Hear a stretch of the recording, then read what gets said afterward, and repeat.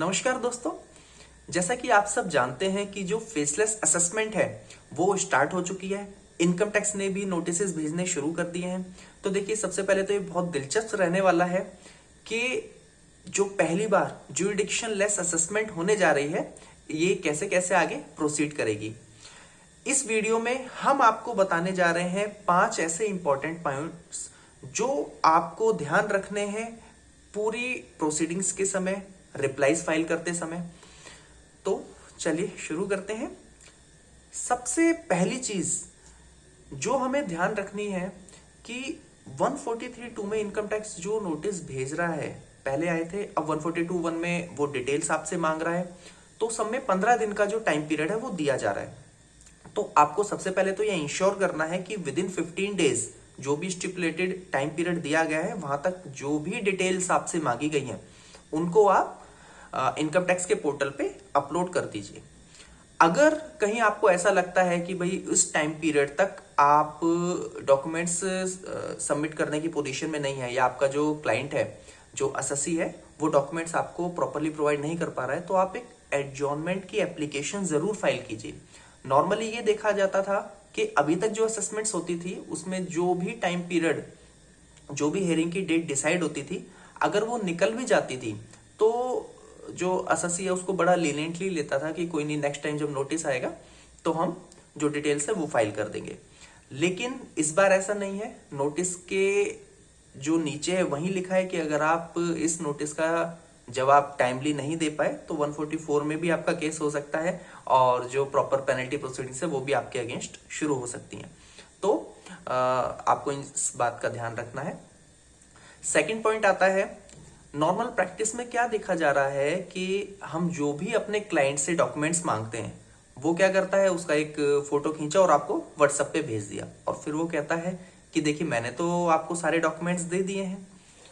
हमें क्या करना है, जो ये प्रैक्टिस है इसको खत्म करना है और प्रॉपर और लेजिबल कॉपी ही इनकम टैक्स डिपार्टमेंट के पोर्टल पे अपलोड करनी है।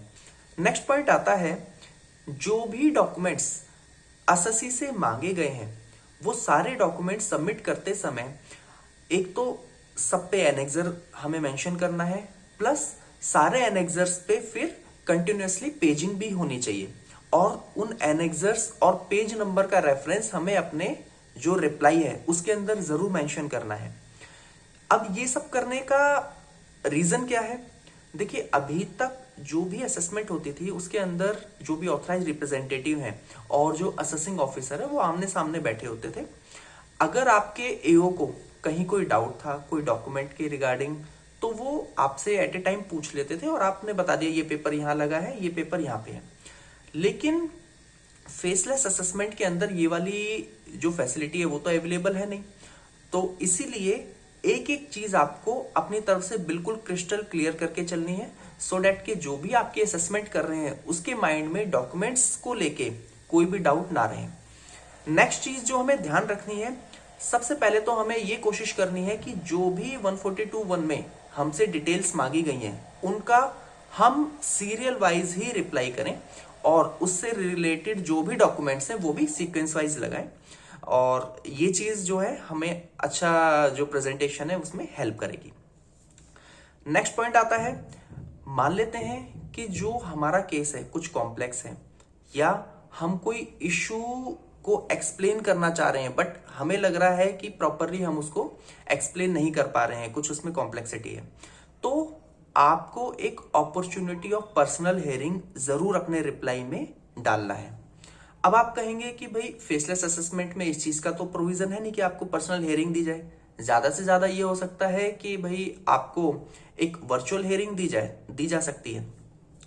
लेकिन देखिए, मैं फिर भी ये कहूंगा कि अगर आपको कहीं भी डाउट है तो आप एक रिक्वेस्ट अपने रिप्लाई में जरूर डाल दीजिए। वो रिक्वेस्ट कंसिडर की जाए ना की जाए वो एक बात की बात है, आने वाले समय में इसका आपको बेनिफिट जरूर होगा। तो उम्मीद करते हैं कि ये पॉइंट्स आप ध्यान रखेंगे कोई भी अपना असेसमेंट का रिप्लाई फाइल करते समय। अगर आपके माइंड में कोई डाउट है, आप कुछ भी डिस्कस करना या पूछना चाहते हैं तो आप हमें मेल कर सकते हैं या हमें कमेंट करके बता सकते हैं, हम उसका रिप्लाई जरूर करेंगे। तो बने रहिए हमारे साथ। ऐसी ही और इंटरेस्टिंग वीडियोस के लिए। Thanks for watching.